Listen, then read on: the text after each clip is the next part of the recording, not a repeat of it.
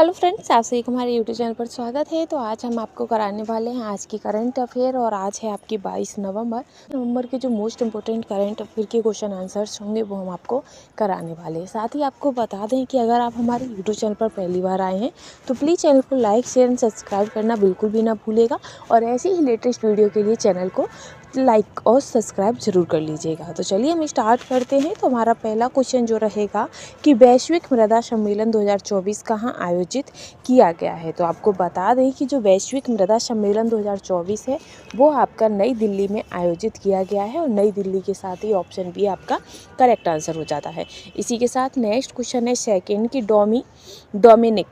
Dominic द्वारा प्रधानमंत्री नरेंद्र मोदी को दिए गए पुरस्कार का नाम क्या है। तो जो डोमिनिक द्वारा जो प्रधानमंत्री नरेंद्र मोदी को जो नाम दिया गया है वो है आपका डोमिनिका अवार्ड ऑफ ऑनर। क्या है?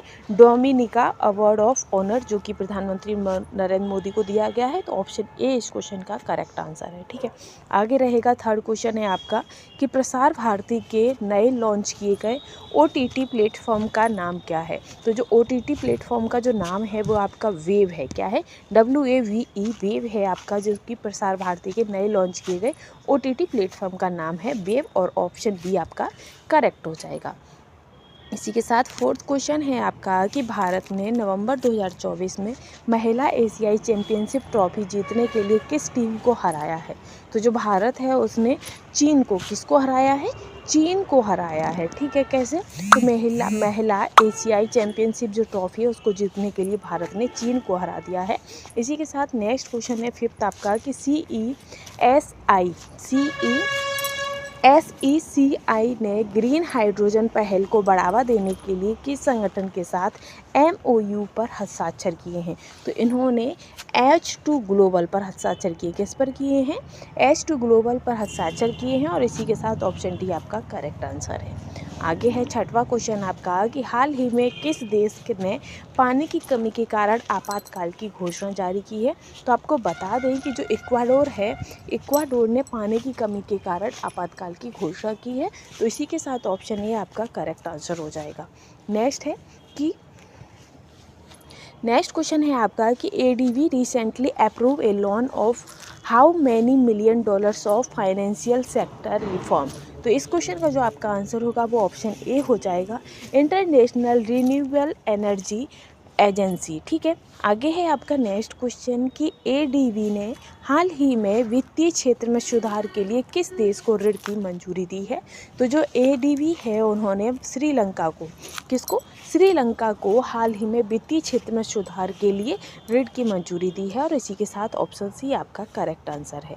नेक्स्ट क्वेश्चन रहेगा एट्थ क्वेश्चन है आपका कि दिल्ली प्रदूषण से निपटने के लिए GRAP 4th के तहत निम्नलिखित में से कौन सा उपाय नहीं है।